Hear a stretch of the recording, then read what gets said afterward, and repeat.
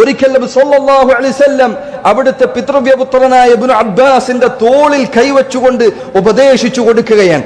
യാ ഗുലാം, പൊന്നുമകനെ, ഇന്നി ഉഅല്ലിമുക കലിമാത്ത്, ഞാൻ നിനക്ക് ചില വാക്കുകൾ പറഞ്ഞു നൽകട്ടെയോ?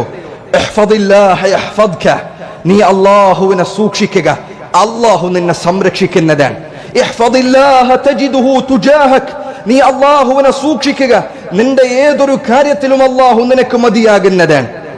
എന്നിട്ട് നബി സല്ലല്ലാഹു അലൈഹി വസല്ലം പറയുന്നു, വഇദാ സഅൽത ഫസ്അലില്ലാഹ്, നീ ചോദിക്കുകയാണ് എങ്കിൽ അല്ലാഹുവിനോടല്ലാതെ ചോദിക്കാൻ പാടില്ല. നീ ചോദിക്കുകയാണെങ്കിൽ അല്ലാഹുവിനോട് ചോദിക്കുക.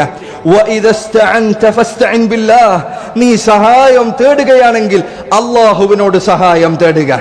നബി സല്ലല്ലാഹു അലൈഹി വസല്ലം പറഞ്ഞു, വഅലം أن الأمة لو اجتمعت على أن ينفعوك بشيء لم ينفعوك بشيء إلا قد كتبه الله لك. അറിയണം പൊന്നുമകനെ, നീ പഠിക്കണം, ദുനിയാവ് മുഴുവൻ സർവ്വ മനുഷ്യരും നിനക്കൊരു ഉപകാരം ചെയ്യാൻ വേണ്ടി ഒരുമിച്ചു കൂടിയാലും അല്ലാഹു ഉദ്ദേശിച്ചിട്ടില്ല എങ്കിൽ നിനക്ക് യാതൊരു ഉപകാരവും ചെയ്യാൻ അവർക്ക് സാധിക്കുകയില്ല.